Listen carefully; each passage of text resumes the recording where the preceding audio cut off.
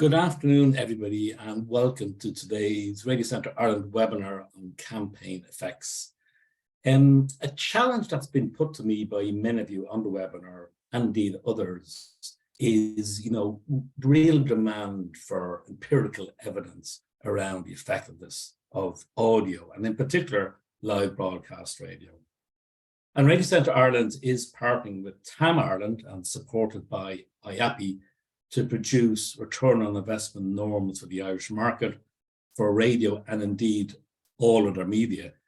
But that will not be available for a little while. And up until that is available, and even before that's available, we have a really interesting webinar today, which talks exactly about that in terms of the effectiveness of radio. And I want to thank in particular the Department of Environment, Climate and Communications, or DEC for short, and Sky Ireland, who partners with us to allow us to produce really exciting insights today. In a little while, you'll hear from Gerard O'Neill from Amoric Research, and he will be providing insights around the effectiveness of specific DEC campaigns.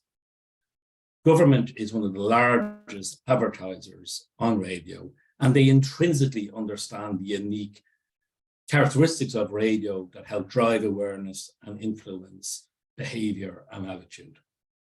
But what we want to do is to provide some empirical evidence to support that. And Gerard's presentation in a little while will do that.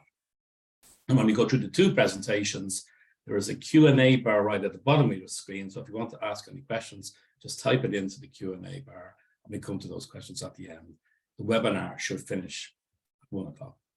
Before we get to Gerard, we're going to look at another specific question, which is a question that, again, a lot of you have asked, which is, does radio drive response, and how does that response occur? And looking at a specific Sky Ireland campaign, we have some really fascinating insights around this area.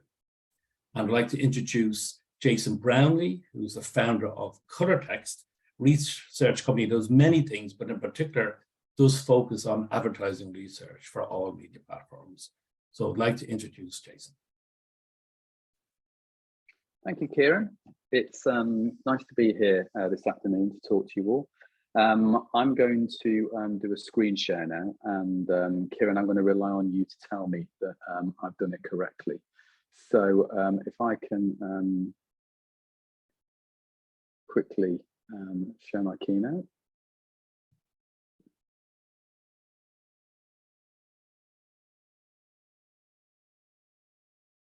Won't be a second, sorry about this. Always works perfectly when you do it in, there we go.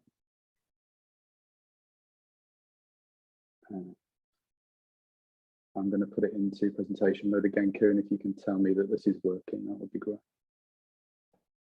Yeah, working fine. Fine, thank you very much. Okay, so this is called web attribution for radio.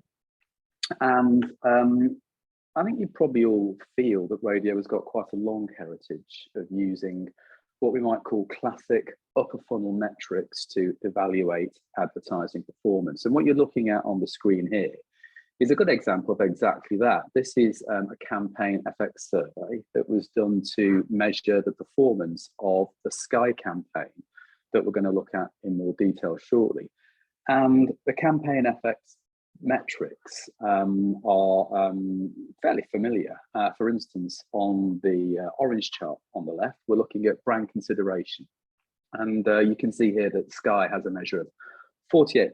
48% of people within Ireland would consider choosing Sky as their next broadband provider. That's what this means. And you can notice it's got two little crosses above it. What they mean is that that figure of 48% is significantly higher than the figure that we get for people who have not been exposed to radio. So that 48% of people is significantly higher amongst people that have been exposed to radio advertising, which is, very reassuring for Sky to learn.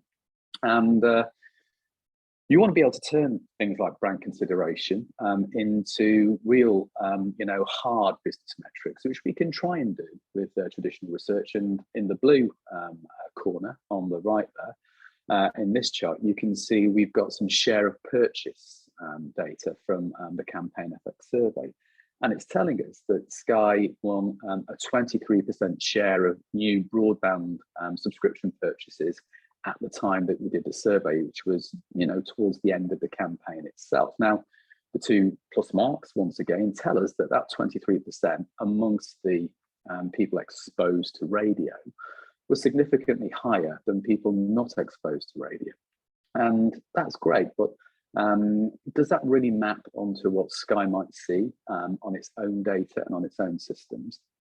Well, this is where the debate around attribution comes into the picture.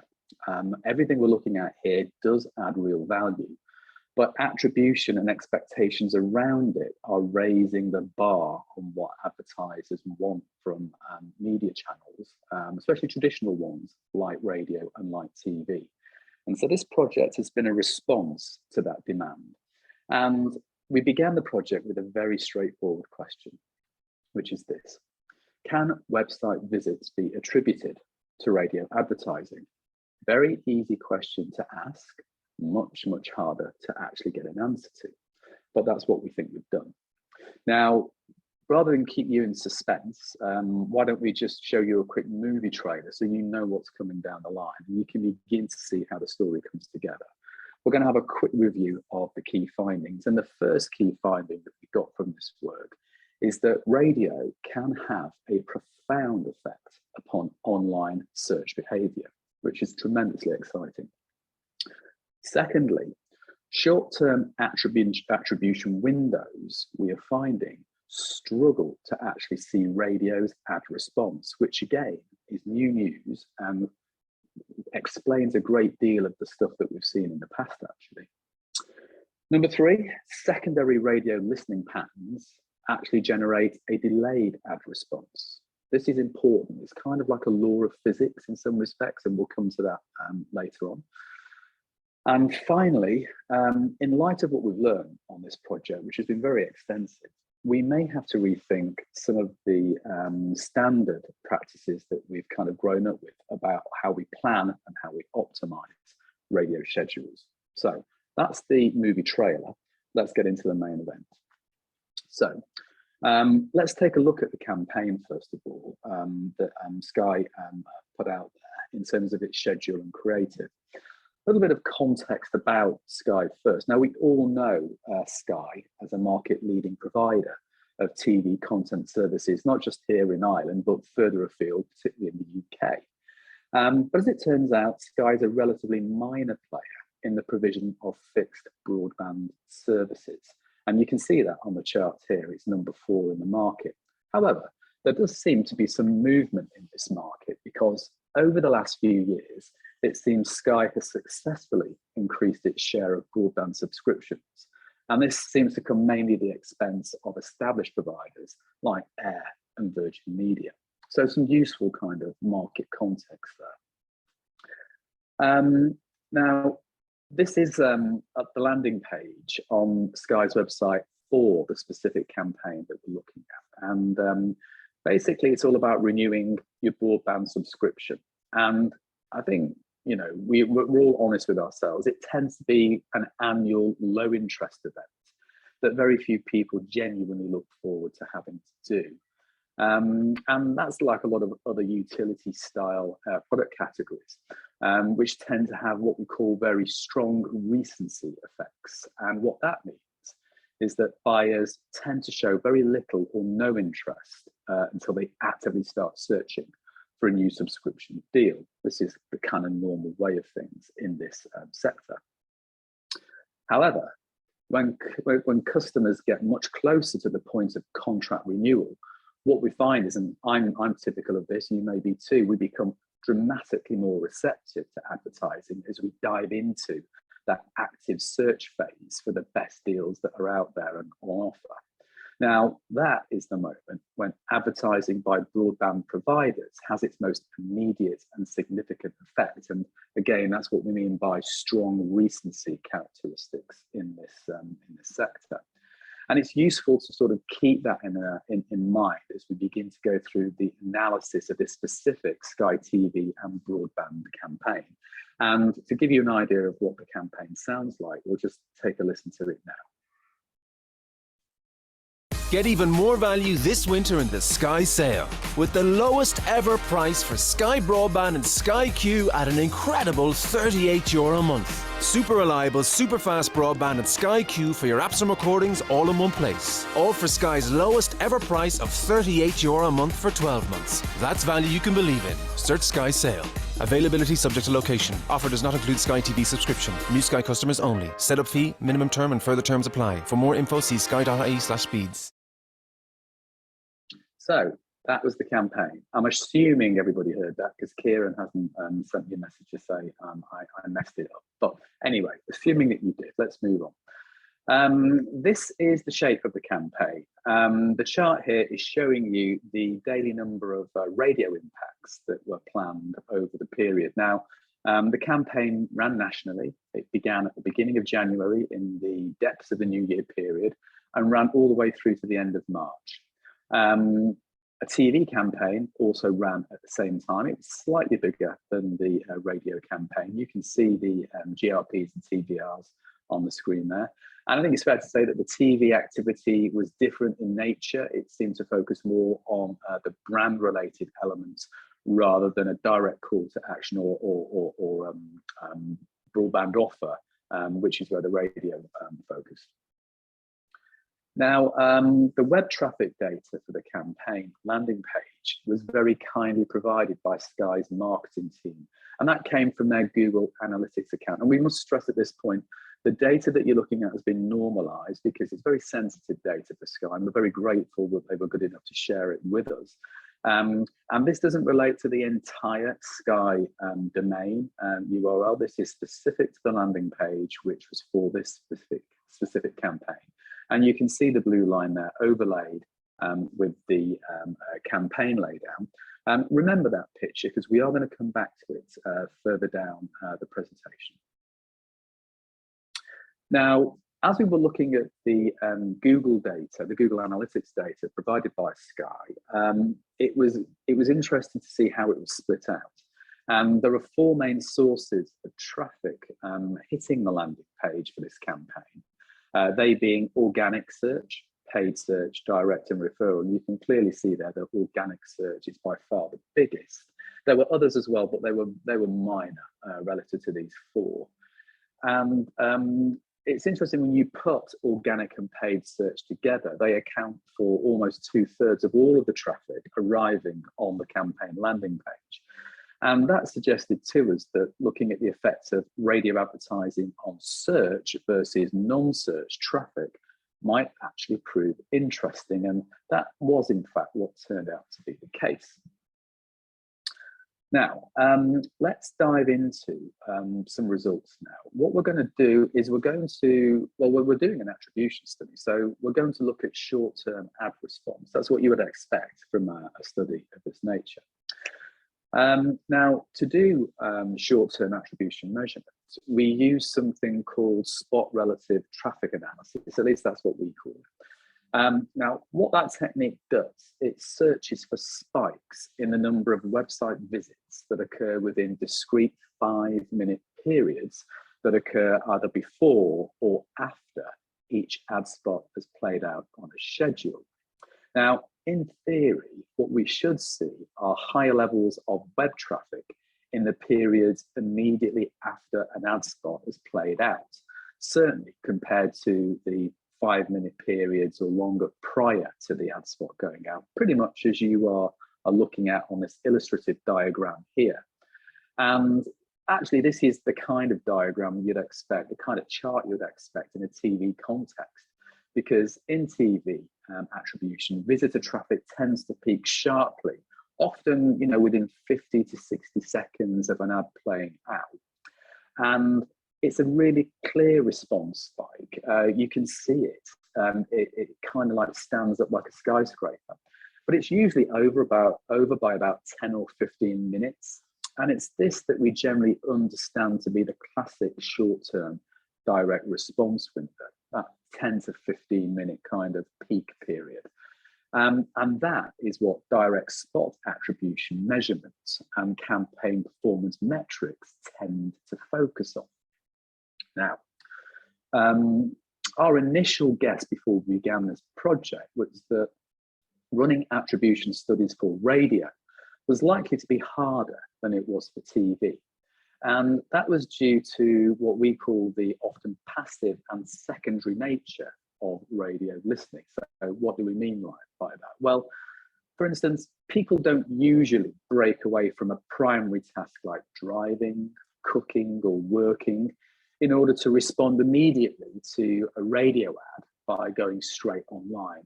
I mean, for yourselves, when's the last time you sort of swerved your car off the road into a lay-by to respond rapidly to an ad? It may have happened, but it's probably a rarity. And so our hypothesis was that radio effects would be much more likely to manifest as ad responses that occur somewhat longer after ad exposure. And the results of the spot relative traffic analysis seem to bear out our initial concern, as you can see from this chart. The dark area is what happens before the ad goes out, and the light area with the blue line is what happens afterwards. Now, in general, we found no short-term peak in web response after radio ads played out. However, there are two very important caveats to this finding. The first of which is hinted at by this chart, because what we're looking at here is a peak occurring later on.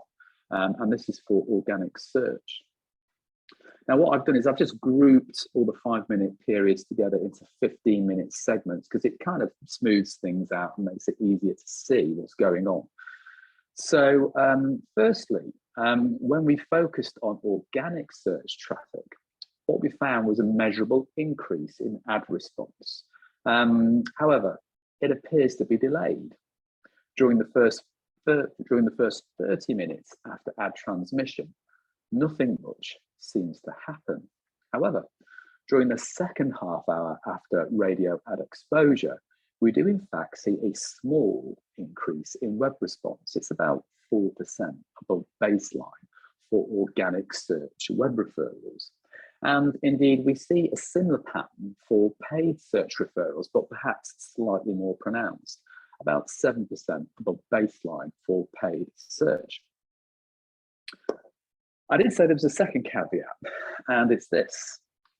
Web sessions originating via direct referrals. This is when you begin typing direct into the browser bar, and very often your browser will give you the URL that you're looking for, and you click on that, and it takes you straight to the page that you're after.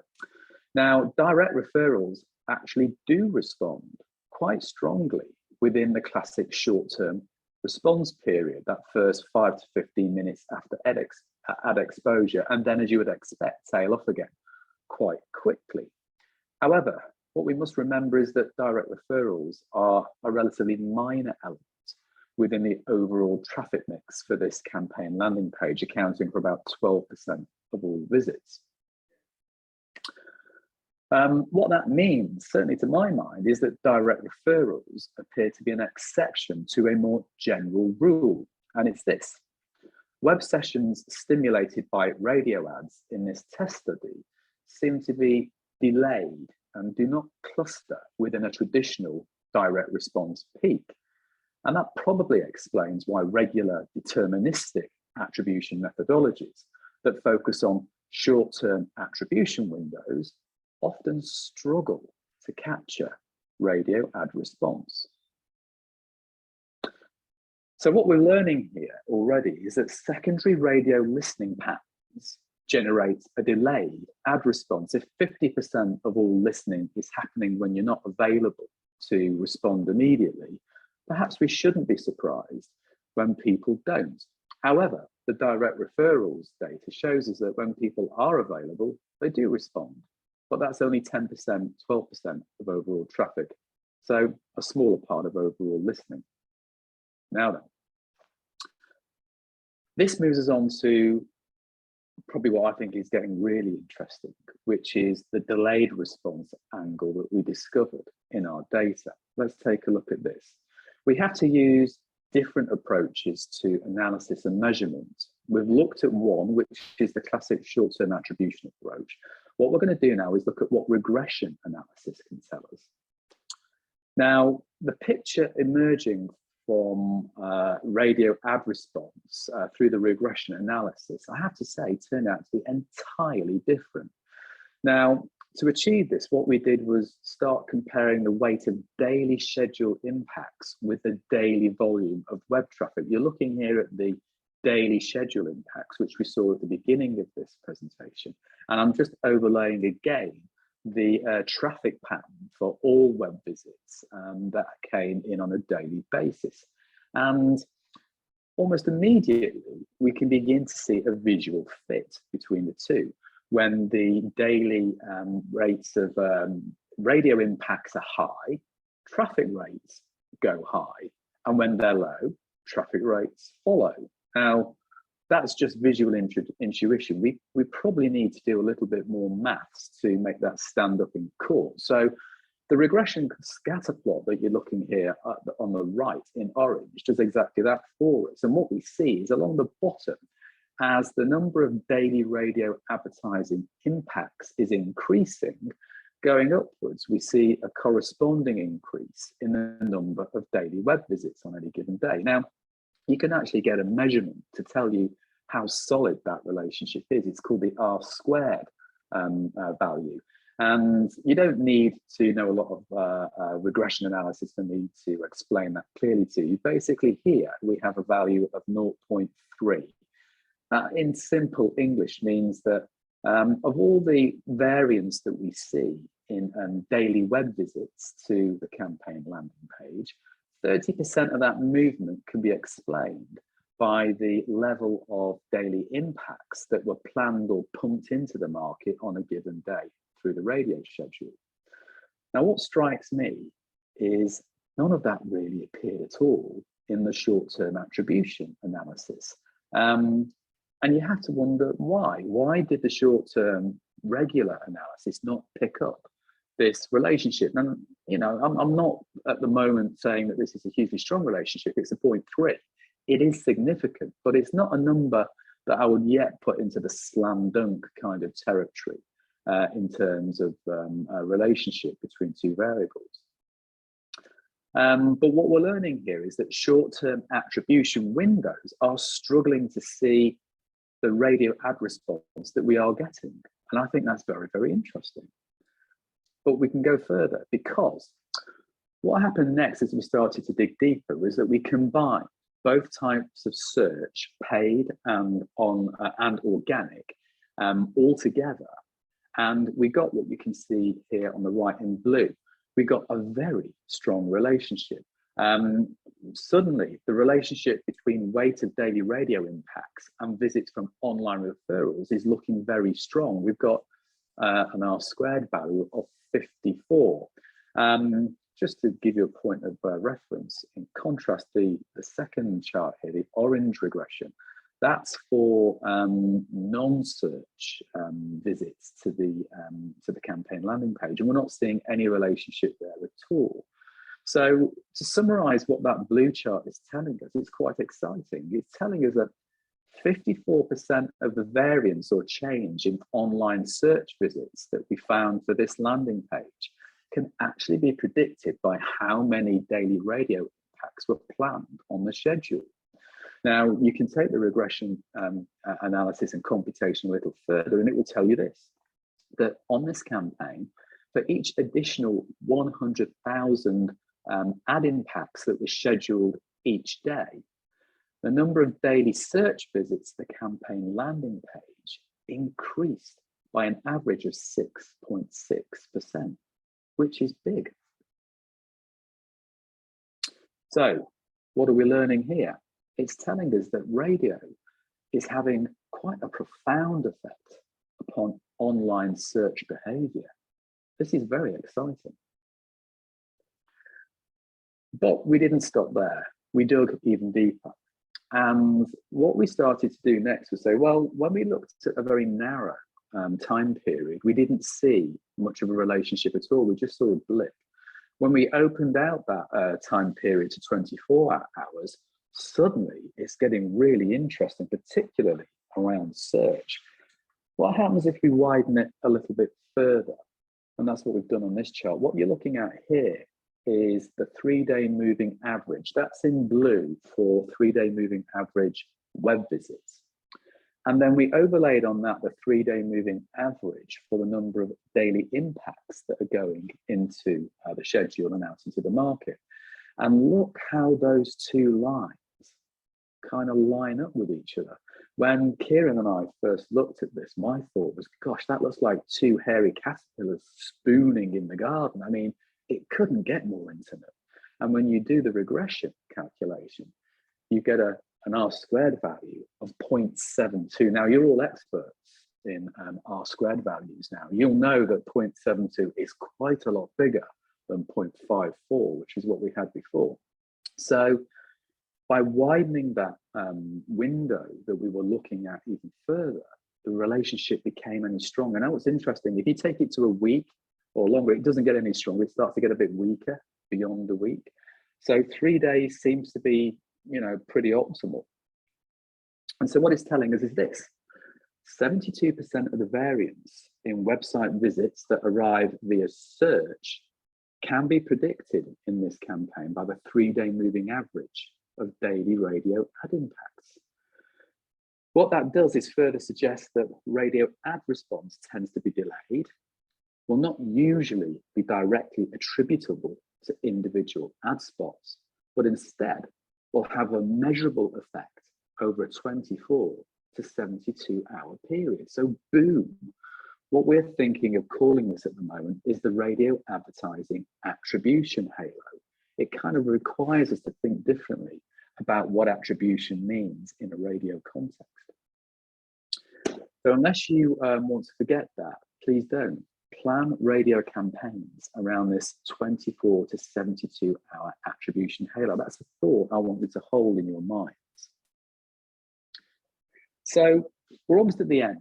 I'm going to try and pull together what I think we've learned through this research. And this isn't everything. There's a lot more that Kieran and I couldn't fit into this, but I think we've tried to focus on the really new stuff that we've never seen before. Key finding number 1.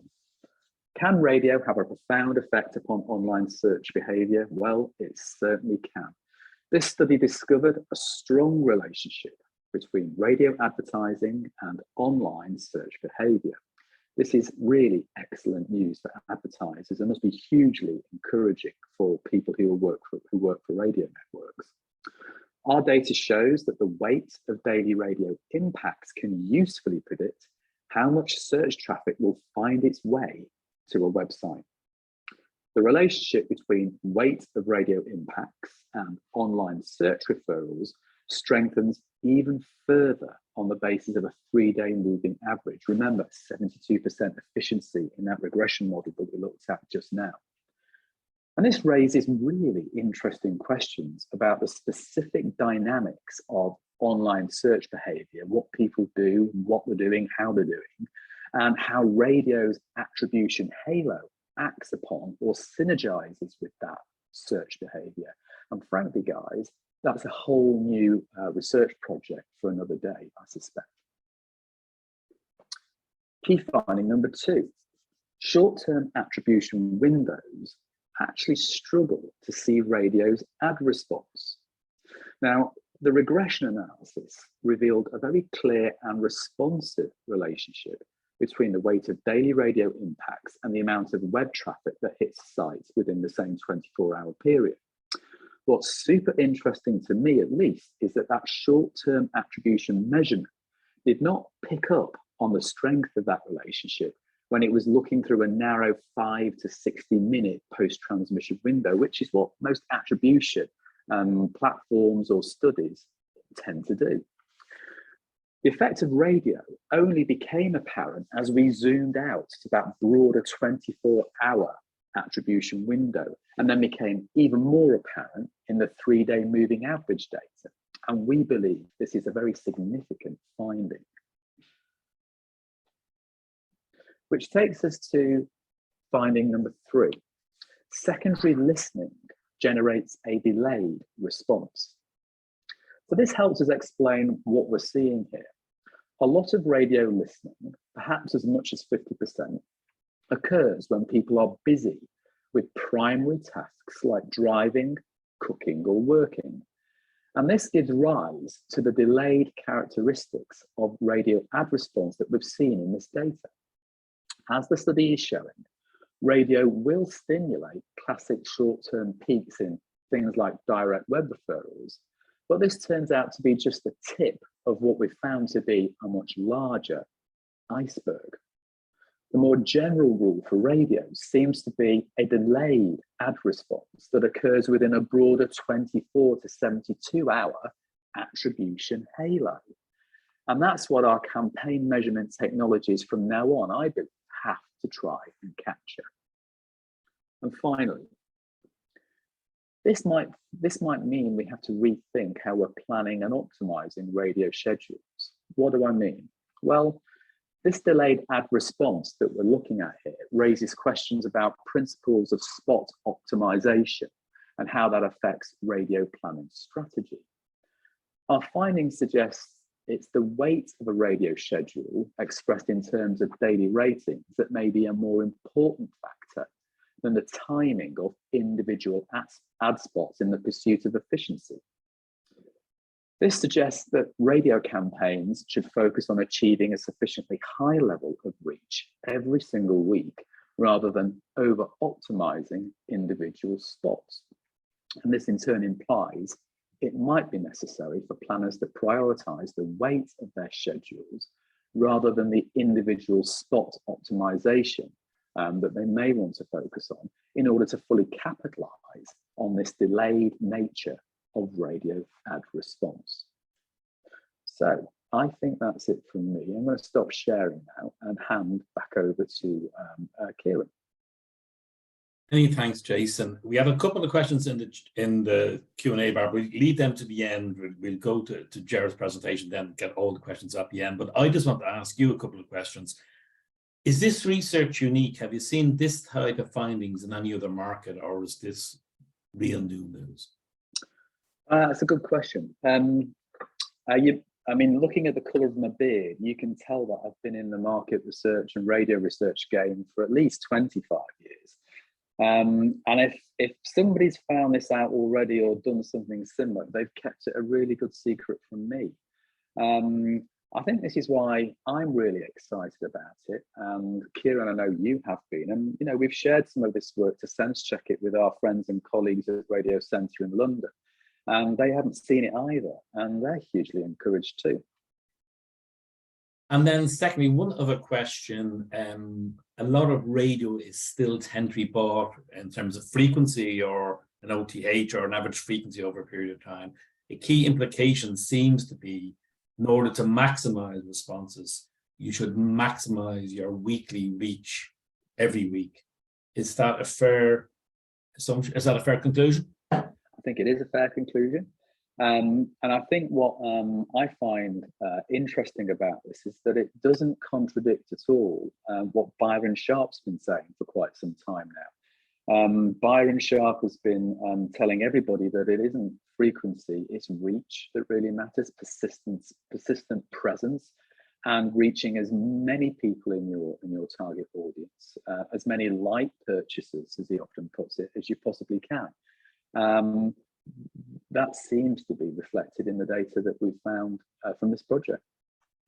Brilliant. Many thanks, Jason. We'll come back at the end. There are some, as I said, some questions in the Q&A bar. But I would now like to welcome and introduce Gerard O'Neill, who I mentioned earlier. We also did some effectiveness work with DEC. And I'd like to hand over to Gerard now, who's going to talk through the insights and the results from that. Thank you, Gerard. Thank you, Kieran, and thank you, Jason. That was a fascinating presentation. I am going to share my screen, and you should see the presentation that I'm going to give. So first of all, a few things just to say. I'm kind of zooming out in this presentation. So Jason was analyzing a campaign and particularly focused on daily, weekly impact. We're looking here at the impact over several months.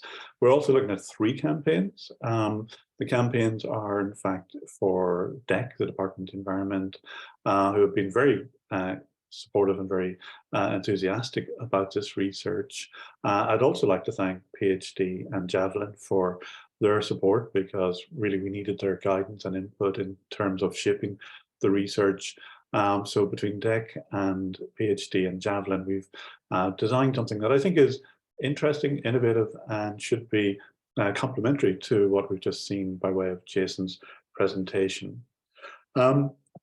Just in terms of the details of what we did, so we ran a survey kind of mid to late December of last year, just before Christmas.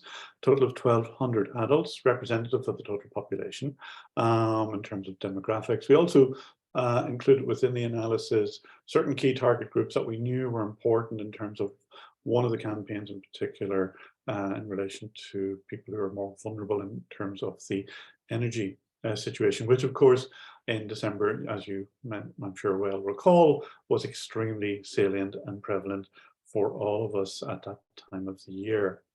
The three campaigns we looked at were Reduce Your Use, which was focused on the energy crisis, the circular economy, a different campaign from DEC on the theme of recycling, reusing, and Clean Air, much more focused again on pollution, etc., but also within the DEC remit. So three quite different campaigns. What they probably all have in common is that they are aimed at the total population, the desired outcome in terms of the campaign impact, along with all the other work behind those campaigns and much more work by DEC, is to affect the behaviour of pretty well everybody in Irish society.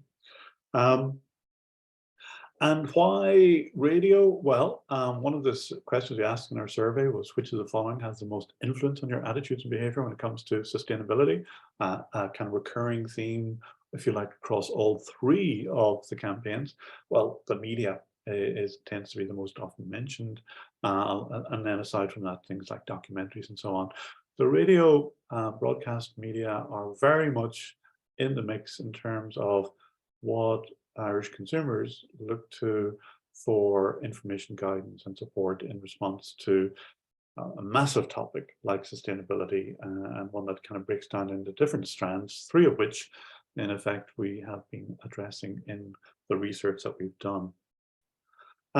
We asked three questions of each of the campaigns. First of all, does radio on its own reach the right audiences? Now, of course, there were many different strands to different campaigns. Some had a large influence in terms of TV, outdoor, others had a big focus on social media. And it's fair to say there's quite a mix of different media woven into the three different campaigns. But of course, in our case, we're trying to distill the radio element. We also asked the question, does each campaign generate awareness? I mean, these are some, in the case of Clean Air and Circular Economy, are a little bit less salient at the end of December in terms of people's awareness, of course, in the context of the energy crisis. But we wanted to see what kind of awareness we were getting. And then does the creative itself, particularly the radio creative, affect behavior? So those were kind of the three big questions we asked of each campaign. The timing of it, why did we go to field in kind of mid-late December? Well, it kind of coincided with when some of the campaigns were finishing or starting. So in the case of Reduce Your Use, well, I'm sure most of you know it ran and has run right the way through to March, April. So we're up kind of effectively mid-campaign with Reduce Your Use, looking backwards. And Clean Air was kind of running around late November through to December. So we kind of we caught that one mid-campaign. Circular Economy, however, had ended a few weeks before we actually went to field with the research. So an immediate challenge there is, you know, each of the three campaigns was kind of at a different stage in terms of the before, during and after of the schedule. So we're trying to optimize the fieldwork for that purpose. And again, with a lot of guidance and support from PhD and Javelin, as well as DEC, we figured that these 3 campaigns at that point in time, we had a decent chance of measuring them and evaluating them. So just to sum up, before we get into the details of each of the 3 campaigns, first of all, reduce your use. We found that 78% of the adult population were generally aware of the campaign. In other words, they had heard a message or an advertisement recently about reduce your use. So that's nearly 8 in 10 adults. 75% of adults recalled the radio ad campaign. So we asked the respondent, to all adults in the survey, to listen to each of the 3 campaigns. 75% recalled the reduce your use radio advertisement, and 50% of those who recalled it said that it would actually change their behavior in relation to the topic of the campaign, which of course in this instance was energy usage. For the circular economy, which you might remember from the previous slide had just finished when we did the fieldwork, just under half were aware of hearing a message or an advertisement about the circular economy. And we explained it a little bit in the questionnaire. 27% of all adults recall hearing the particular ad. So 1 in 4 had heard that particular radio ad of all adults. And then 35% said it would change their behavior. Then clean air, which was kind of mid-campaign when we did the survey, it ran for another few more weeks. 41% aware of the campaign, 35% had heard the ad, 36% said it would change their behavior. So in terms of our 3 questions, we're already seeing a very positive array of answers in terms of the impact of the radio advertisements over the course of those particular campaigns. Let's get into each of them a little bit more detail, and then we'll come back to what it might all mean. First of all, reduce your use. Well, as I said, 78% had heard some advertisement about reducing energy use. And when we asked the adults to listen to the radio ad, 75% had actually heard the ad before. What was interesting was then when we actually probed them on the ad itself, to what extent did they agree or disagree with the following statements about the ad. Of those, of course, who had heard it, 72% said it would change their mind. Sorry, it was clear to them. 61% said it was aimed at people like them. 47% said it would make them want to find out more. That's really important in the context of that halo effect that Jason was talking about, especially in relation to search behavior, post-radio exposure. So nearly half of all adults said that the radio ad would make them want to find out more, and 50% said it would make them change their behavior. And as you can remember, at the time, it was very strongly about reduce your energy use, obviously take care of your vulnerable demographic, but at the same time, see what you can do, turn down your thermometer, etc., etc. So all in all, telling us that the cut-through impact of the campaign was certainly ticking a lot of boxes in terms of the overall ambitions of the Reduce Your Use campaign. But we also see it in terms of just some behavioral change. And I think this is really important because I suppose all advertising and marketing ultimately wants to change people's behavior in the sense of actually get them to go, just do something, consider something, buy something. When we look at the percent of those who were exposed to the radio ad, they recall the radio Reduce Your Use campaign, versus those not exposed, whether they're doing any of these things, turning off lights, reducing the amount of plastic, using large appliances more sparingly.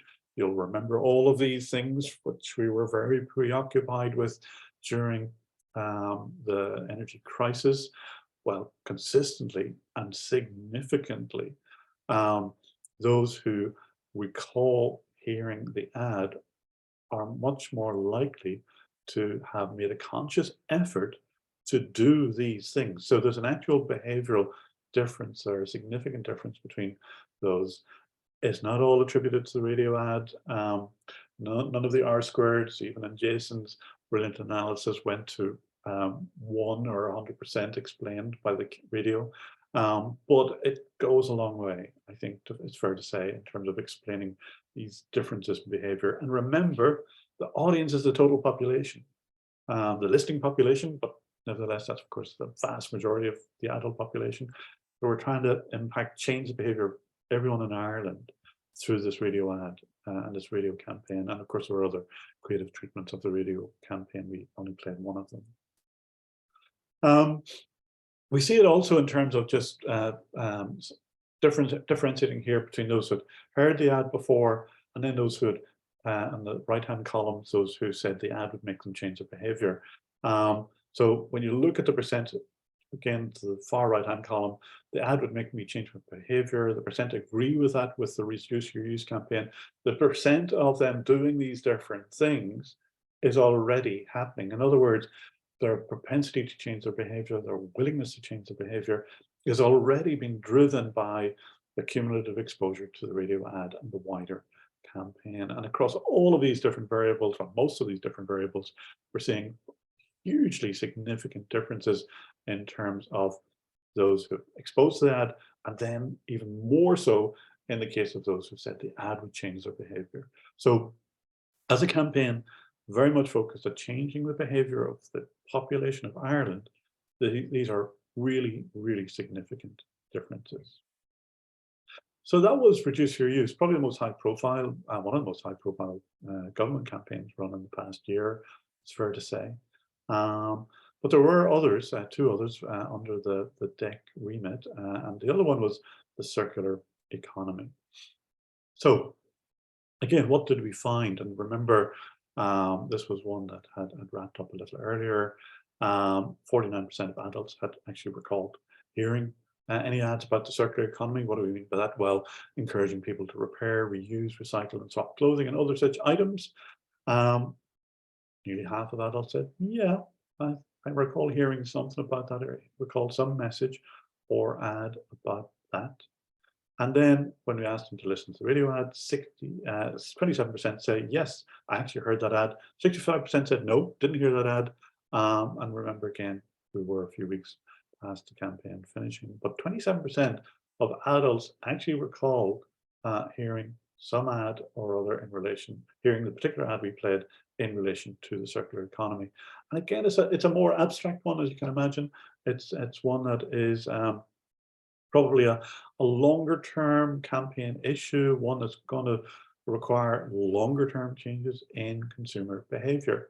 And yet here we are seeing already significant cohorts of the population acknowledging and changing in light of that particular campaign. Again, for those who then, when we asked them to listen to the circular economy radio ad, 7 in 10 said it's clear to me what the ad's about. Just over half said they feel it aimed at people like them. Very few disagree, just they're not sure. The ad would make me want to find out more. Again, that halo effect, the search behavior in particular, because all of these campaigns, as you can imagine, went with significant online activity, websites, etc., etc. And finally, 35% said it would change my behavior. Different types of behavior, of course, in case of circular economy, reduce, reuse, recycle, but still a third. And again, this is a campaign that's about aligning people's behavior with long-term goals, 2030 in terms of climate change goals, 2050 in terms of longer goals we share with the rest of the European Union. And again, when we look at just some of the kind of things that people can do, whether it's reducing food waste, the number of items they repair, increase the number of eco-friendly products they buy, increasing the amount of attention they give to news and information on sustainability. On all of those, we're seeing that among those exposed to the radio ad who recall hearing the ad, on most measures, they're significantly more likely to already be doing these things. So I think that's telling us something very profound about behavioral change. And I think that the behavioral impact of government campaigns in general is something we're much, much more aware of nowadays, particularly post-COVID. And I think this is, again, a fascinating signal telling us that we can measure and track desired behavioral changes arising from communications activities aimed at public policy initiatives with, in this case, a specific example of radio. And again, we see here in terms of, again, the far right column there of circular economy, the ad would make me change my behavior. Among those who agree with that statement, which as you recall was a significant minority, those who agree are much more likely to be doing a lot of these things in terms of reducing food waste and plastic use and eating meat, etc. So all of these things talk to a very wide ranging series of behaviors which radio is playing a part in impacting. So finally, the third campaign was Clean Air campaign, which is kind of running at the time. We did but a much shorter, more focused campaign, say, than reduce your use, obviously. 41% I've heard some messages about recently about clean air, recently encouraging people to use low smoke fuel, key element of the campaign. When they played the ad and listened to the ad, just over a third actually recalled hearing the ad. And then in terms of the impact of the ad, 2/3 said it was quite clear what it was about. 2 in 10 said it was aimed at people like them. A third said it would actually make them want to find out more, back to the halo effect. And a third said it would make them change their behavior. So again, you get a sense there of how it's starting to deliver, ideally long-term, cumulative, sustained changes in behavior that will contribute to the wider set of goals that are being under the remit of the department itself. So in terms of just exposure to the clean air ad versus other behaviors that they might be encouraged to do. Now, some of these are behaviors obviously relating to some of the other campaigns, such as circular economy, such as reduce your use. But again, we see people exposed to the radio ad, who recall the radio ad, much more likely to be doing these things. I think there's something really interesting in all of this, and this is quite part of the privilege of doing this with DEC and their permission to do it across 3 of their campaigns. I think there's a cumulative impact here. I think we're actually seeing exposure to cumulative exposure through radio and other media to several different campaigns, but all aligned on a longer term sustainability goal.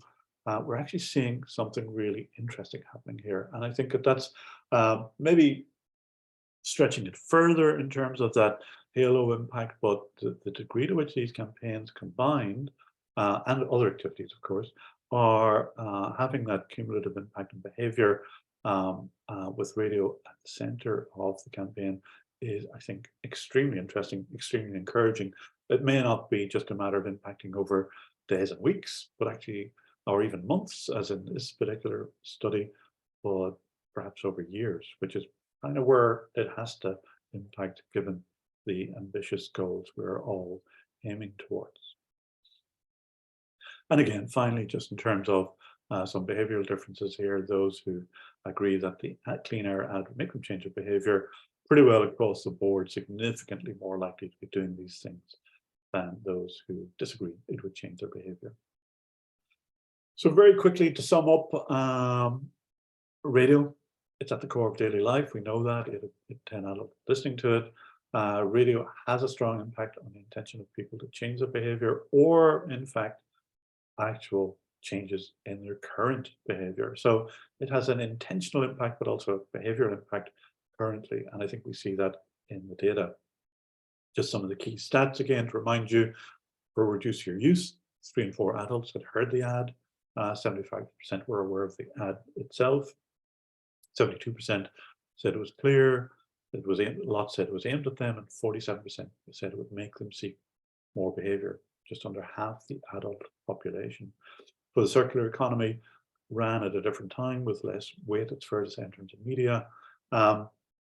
Again, many have heard the ad, feel it's relevant, and 35% said it would change their behavior. And finally, clean air, 41% heard the ad, 35% recall the ad itself, and again, 36%, 1 in 3 adults said the campaign would make them change their behavior. So very powerful data. Again, thank you to DEC, PhD, and Javelin for partnering on this study.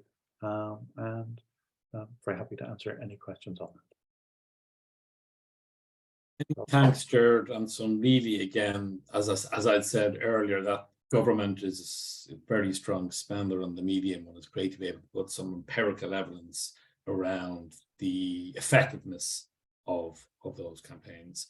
I'm just actually going to go to the Q&A bar now. There's some just questions. I'll just take the first, I'll read each of them. This is going back to Jason's presentation.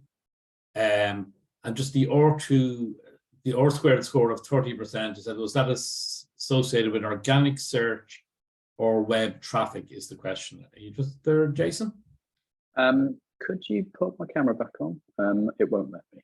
I think you switched me. Apologies. Fine. But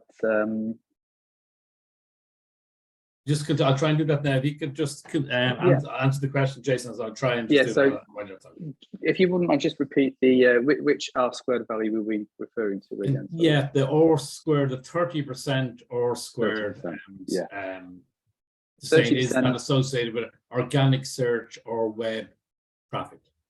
The R squared value of 0.3, 30% was associated with all of the web traffic that hit the campaign landing page. And then as we started to split out the different types of referrals, organic, paid, etc., that's when we started to see the big change. The second question, on the 24 to 70 Sahara Halo, would you just suggest phasing radio ahead of typical search uplifts in the week? Ooh, I don't know. I'm not a planner. I think what I would suggest is on-off campaigns. I'd need those to be explained to me to understand why they're a good idea. I think trying to achieve the highest reach continuous presence you can for as long as possible seems to be what we've learned from doing things like the radio planning optimizer for Radio Centre London, and the big audio data mine, when we've looked at the way the best campaigns perform over 14 years. It's weekly reach that seems to be the key planning variable that you should focus on. And beyond that, it's making sure that you're not building up wasteful frequency, I'd imagine. Great. Thanks, Jason. And you're back on screen now, so apologies about that. One question to both Jared and Jason is, great presentation. Thanks, lots of food for thought. Both examples show relatively long tail consideration windows. Does either presenter have a view of whether radio works for a short-term tactical campaign in the realms of the likes of FMCG, where the window of conversion is 1 to 7 days? Do you want to take that first, Jason? Yeah, I think we've got proof positive that we've got a tactical campaign here, which is all about, high recency levels, short-term response with Sky. But the response doesn't happen within minutes. It happens within a matter of days. So I think this conforms exactly to that description. So yeah, radio delivers that, and with bells on, I think. Yeah, I would just add to that, FMCG, you're talking about a lot of the time, main grocery shoppers, and you're looking at trying to influence the main shop, usually at the weekend. And certainly from other research I've been involved in, there is clearly a role for radio in that, particularly at the local radio level or regional radio.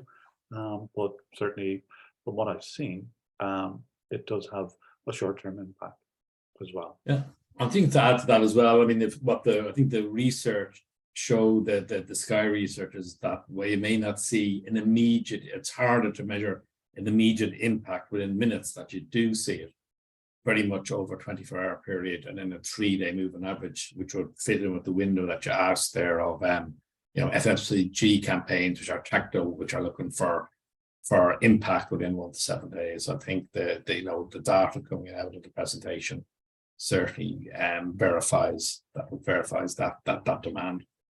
I think I'd quite like to add to that, because it's a very interesting question, and I think it gets to the heart of it. The way that because people are driving, or they're looking after a stroppy kid, or whatever they're doing, which means they can't stop and respond to your ad when they're listening to it on the radio. What we're seeing is they do, by some kind of spooky process, come back and respond later on, but whether it's because of the ad they first heard or the second ad, we don't know what the answer is yet. What we do know is that that response does occur. It is related to the weight of the impacts on a daily basis or over a 3-day period. And that's just inconvenient if you want a straightforward way to measure what your ad campaign is doing. If you think, well, it's got to be a peak, well, those peaks are easy to see and they're easy to measure. But what's happening with radio, because of the delayed ad response, is that response is being kind of like spread out, like you've rolled the paint over a much broader, wider surface or period of time, which means you can't actually see it directly. You can only get at it through statistical means, and that isn't convenient. Completely understand that, but I think what's so exciting about this project is it shows us, I think beyond doubt, that the power of radio to generate ad response is beyond doubt. I mean, we're stunned with these results. They're fabulous. And I think to add to that, where you often see, direct-to-consumer brands that may often invest in last-click platforms, and rightly so, because they're very important too, such as digital. I think what the research has really shown that if you just focus on very, very short-term attribution, 5-10 minutes, you are missing that really key thing that over 24-hour or 3-day period, there's a huge attribution of website traffic directly related to radio activity, and the more radio activity that you have, the more traffic you're going to get. I just think we are now literally at 3 minutes past 1, so we have finished just slightly after time, but I do know it is lunchtime, so I think we'll finish the webinar then. I want to firstly thank DEC and Sky Ireland in particular for working with us and partnering with us to provide some really, really interesting insights today. And then secondly, to thank Jason and Gerard for all the work with me and with DEC and Sky Ireland to deliver the presentation today. It will be available as a recording. It'll be up on the Radio Ireland website over the next number of days, and you'll be able to access the presentations and recordings there as well. So I hope you all have a wonderful afternoon and enjoy the sunshine, and many thanks for attending. Thank you very much. Thanks, Sharon.